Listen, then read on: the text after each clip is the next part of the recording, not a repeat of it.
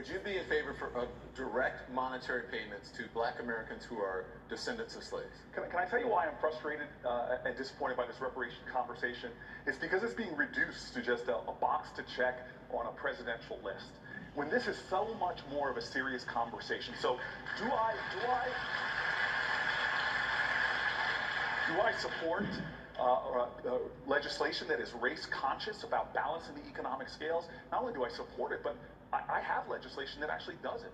In fact, I've got the only legislation, I think, in the entire Congress that Columbia University says would virtually eliminate the racial wealth gap in our country. It's something called baby bonds, which means that every child born in America would get a bond when they're birthed, $2,000 placed in it, and during the time, every year of their life, depending on their family's income, they would have more money placed in it. The lowest income Americans, by the time they reach 18 years old, would have upwards of $50,000, real wealth, a stake in our economy to invest in going to school or education, starting a business, buying a home.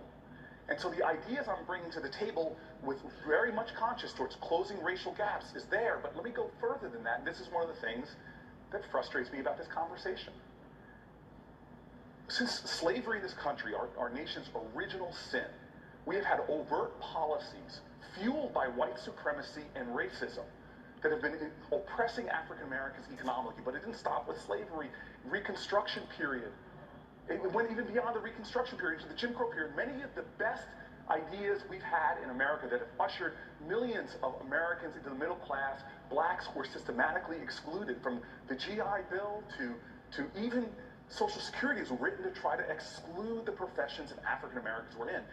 Even in my lifetime, you had redlining, you had mortgage loan problems. In fact, my family, to move into New Jersey from Washington, D.C., had to get a white family to pose as them in order to buy the house I grew up in. And so what I'm saying to you is, and my frustration is if we don't have a way of addressing head-on in this country the persistence of racism, the persistence of white supremacy and implicit racial bias, and you know it even in the media. How do we talk about black protesters? They're thugs.